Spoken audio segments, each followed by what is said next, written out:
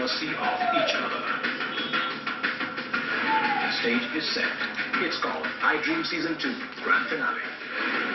The contest gives budding entrepreneurs a shot at getting 35 lakh rupees in prize money from Reliance Commercial Finance to get their dream enterprise rolling. After the 4 zonal rounds of Bengaluru, Kolkata, Mumbai and Delhi, the 4 finalists were chosen. Manish Bhatt, Vikram Patel, Dipankar Adhya and Harpreet Kaur. I'm doing it for a cause. It's not purely business and it's not purely NGO type of thing. It's a business come social relevance thing. And second thing is, I don't think so anyone has done it before. So someone has to take an initiative, and I think today Reliance people will give me a chance to take that initiative and become a part of it. I'm the only one doing in this industry so far as I know. I'm pretty much confident it's a big idea. It has a big impact on the industry as a whole, and it's more than sufficient for me to win. But I mean, the other 3 guys equally experienced and enthusiastic and passionate, so keeping fingers crossed. This is about tackling or addressing perhaps one of the largest environmental disasters in 20th century, and let's pray that it should not continue in 21st century also. It is the arsenic contamination of drinking water, and where millions of people they are at the risk of dying in cancer, not only in India and Bangladesh, for the world. So my project is working on that, how to develop the group who will be working and addressing this problem, and at least we will be able to contribute a little for that. I have a very simple business plan. I have not really that high-end ideas or high-end business plan. Whatever I have presented in the zonal round, I'm going to present the same because I'm quite confident with whatever figures I have collected, I'm going to impress the jury. For socially relevant and commercially viable business ideas, but there can be only one winner, and that's where the jury comes in. K.V. Srinivasan, Harsh Rupta, Bharat Patki and Vinod Kumar. So I'm quite excited to be here and I do hope that the ideas which have come from the various zones are of a very, very high quality, which really sets you thinking. And I'll be most happy if we have a really, really tough time in deciding the winner. Passion is a must. A good idea is a must. A good team is a must. But just a good idea and a good team is not going to make it work. To me, I really want to see passion. First is a good idea and the sustainability of the idea. Second is the promoter's vision. I mean, what exactly he has in mind when he's looked upon his idea. And the third most important thing is what are the kind of systems and processes that he's going to put in place to take this idea further to a commercial level and to a sustainable level. How replicable is the idea? How quickly can it ramp up into a large-scale business? And what sort of returns would be on a longer-term basis? That would be something that I'd be looking out for. Now let's take a look at the 4 ideas and what the jury has to say about them.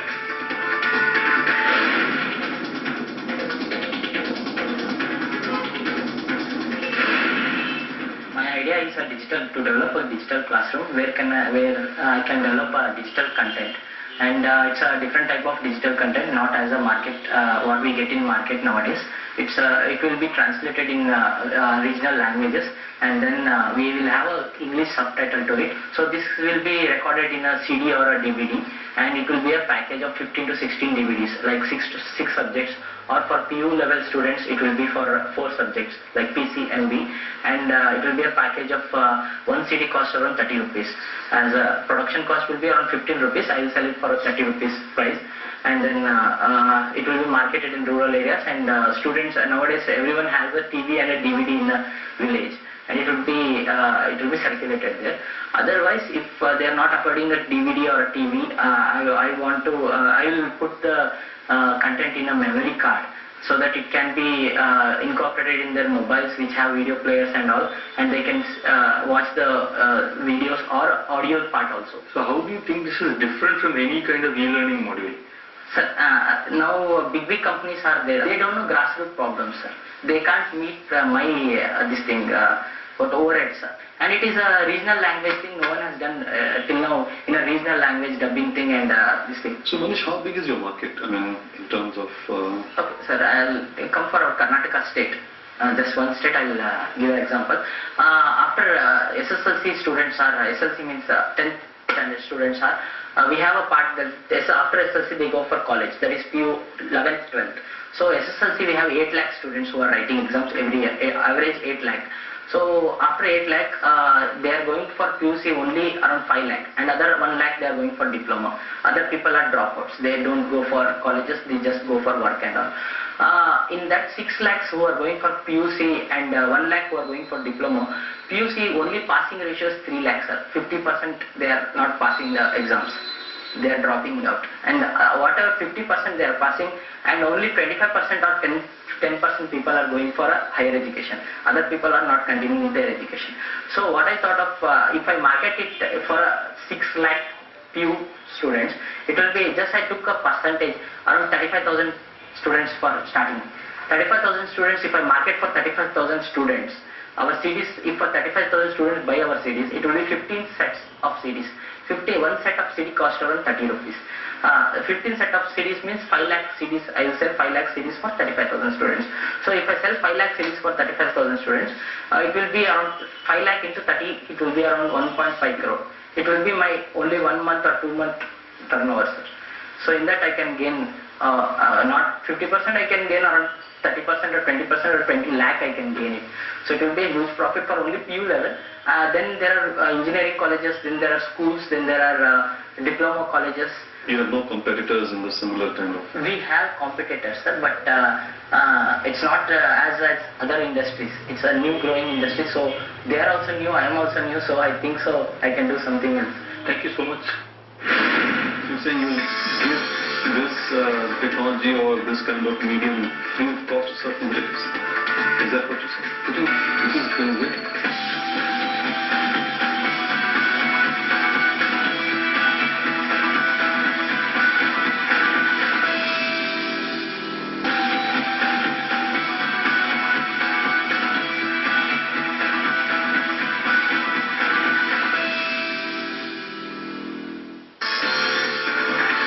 Finale of Fever iDream is on.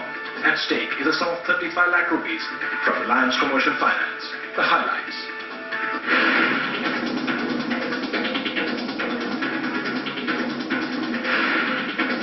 I am Vikram Patel from Ahmedabad. My idea is about India's dedicated construction and building materials marketplace, that is econstructionmart.com. Imagine that you are remodeling a house and you want to buy something for flooring like tiles or plywood or any raw material as an end user.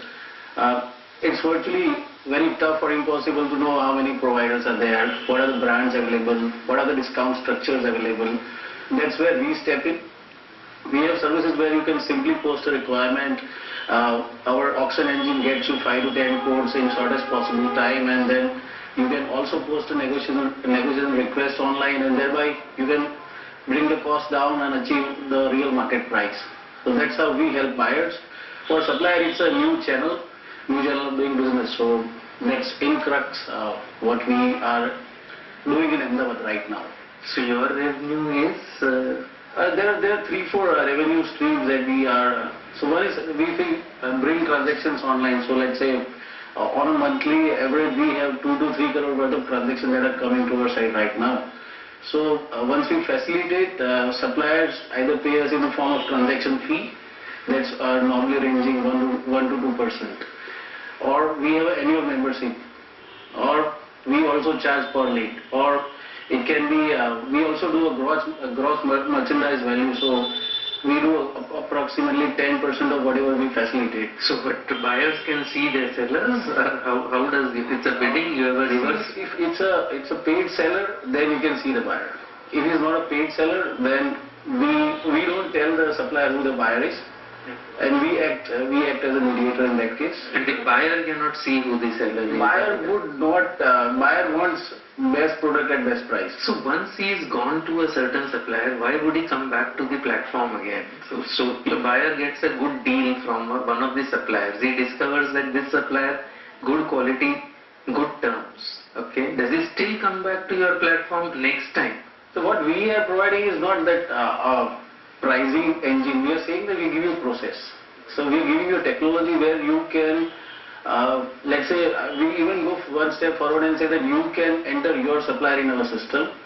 So we have a reverse auction engine where you can post a requirement, and then a transaction that you would do in, let's say, 5 hours, you can do it in 1 hour with me. Or a transaction that would take 2 days, let's say, getting first level code and then negotiating and finalizing a purchase order.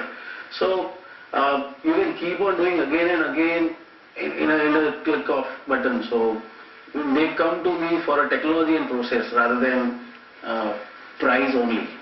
Price is there, but not just price. So in the past 6 months, how many transactions would you put through this process? See, monthly we are doing 150. Now it's actually scaling up. So we are trying to touch 500 a month and then 1,000.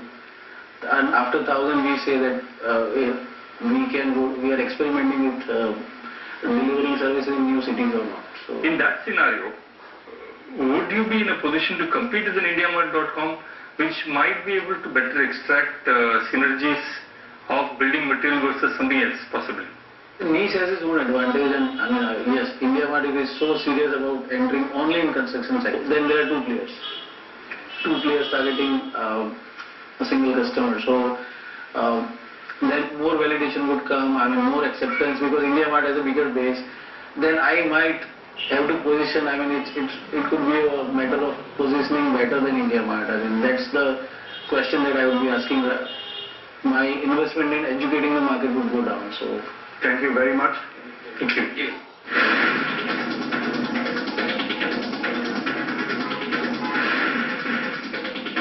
I am Dipankar Adhya from Calcutta, and my purpose of coming here is to give a shape to my DREAM project. The DREAM project to contribute one of the world's greatest crises, what mankind is going to face.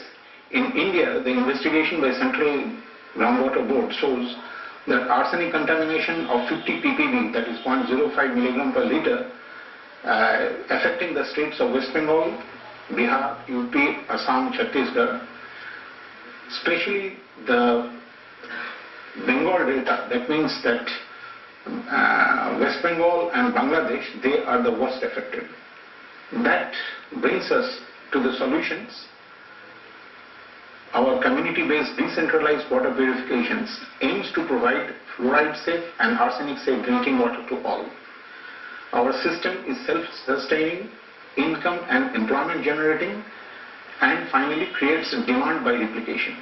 I have developed this system which is called catalytic precipitation of arsenic and other heavy metals. Here it commences filtration with oxidation of arsenite to arsenate, ferrous to ferric, by energy generated, that is electromotive potentials from water, that is dissolved oxygen, what is there in the water, by the media, that media what I have developed. It simultaneously triggers off a series of catalytic reaction in which many other soluble heavy metal ions are precipitated as their hydroxide. So we may have a lot of dissolved contamination. Once we are able to make it insoluble, we can always filter it. We require a total project cost which is working out to be 96.18 lakhs of rupees, out of which fixed capital is 51.8 fixed administrative overhead for working out around 0.405. Variable expenses per month considering execution of 8 projects per year is 21.785 per month. So working capital, if we consider 2 months working capital, that is 22.19 into 2 works out to be 44.38, and total investment required is 96.18. Now ultimately what is the return on investment? Here total per year expenses for 8 projects we have talked about is 199.76 lakhs. The total selling price project execution cost is around 224 lakhs. That leaves us a net profit of 24.24, gives us a return on investment of 24.20%. The major return of investment from this project is the great contribution in combating ever increasing crisis of safe drinking water. So you're saying you will give this technology or this kind of medium free of cost to certain villages? Is that what you're saying? It is being given. No, with this 35 lakhs you do the same thing. No, that's what I'm saying. These 35 lakhs is no way connected with the technology. 35 lakhs is to support me. My technology, my effort, my service, it is already being given. And given for the last quite a few years. Okay. Thank you. Thank you. Okay. Thank you. But at the end of the day, there can only be one winner.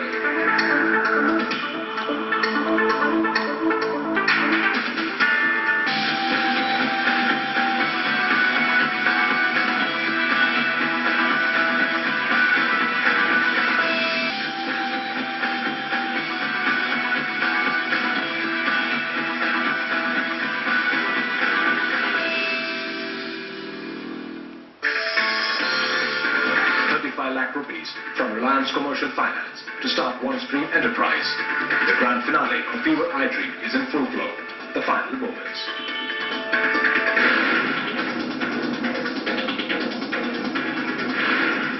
I'm here with the idea of apiculture, that is beekeeping. Beekeeping is the maintenance of honeybee colonies in hives by the bees itself in order to achieve honey, pollen, bee wax and related products. What investment do I need to have if I want to start it on a small scale? Now if I buy one box for like 350 per box, then I started with for say 100 boxes, then I'm spending 35,000 in for the boxes only. 10,000 or something is the rent I'll be paying per year. So total expenditure for first year is something 1,85,000 to 2 lakhs, right? This is what I'm investing for the first year, and the income I'm getting first year only from honey I'm talking right now. Per box, an average colony can produce 40 kgs of honey per year. It can go up to 60 also if the colony is above average. Then rate of honey per kg, this is the raw honey, completely unprocessed. This is about 80 rupees per kg that I'll be selling to the related customers. And this is the income from honey alone first year, which is 3,20,000 around. And 1,85,000 I have invested and 3,20,000 is the income, right? So this is the profit of like 1,35,000. So this is the income that I'm getting only from the honey. Other than bee wax, all the other products are very expensive in the market. Like for example, royal jelly. It costs you like 2,000 to 3,000 per kg. You are here for 35 lakh rupees today. Now, you know that if you win this iDream Season 2, you will finally be given 35 lakh rupees. Your business plan totally talks about a requirement of 3,50,000 rupees. Sir, I have just given an example if I have to start it on a small scale. And if encouraged, this industry can 35 lakh will be a very small amount if this industry is encouraged.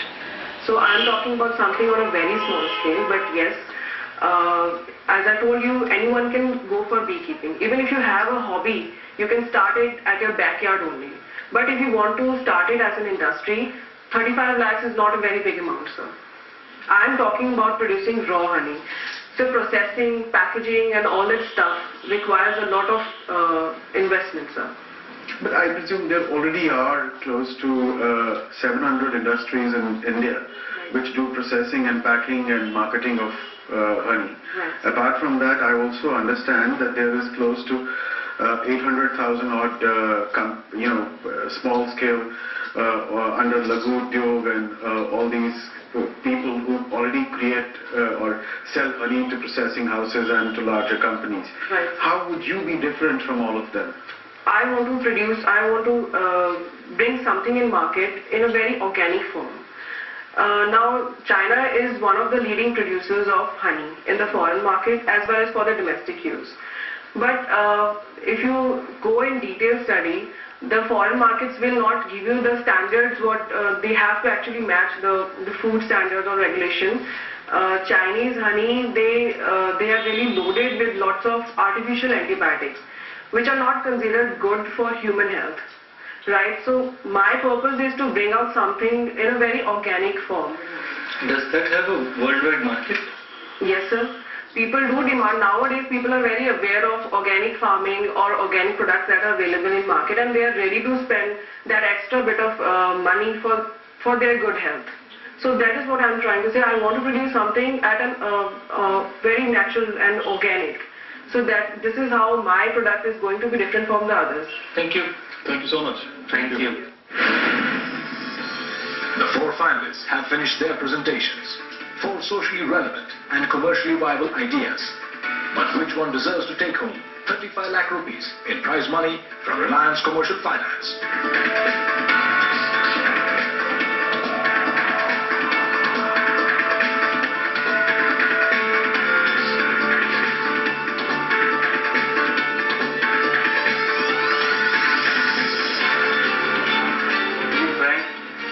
We were in a situation where we had a 2-by-2 split, okay, and obviously one of the things was that all the four contestants, all the four projects that we went through were beyond a certain qualifying mark. Obviously they were far better in terms of our expectations, so very good. The difference between the 1 and 4 is fairly realistic. So having said that, we did have a 2-by-2 split, but further discussions actually had to happen before we were able to freeze the winner. And our consensus is presentation number.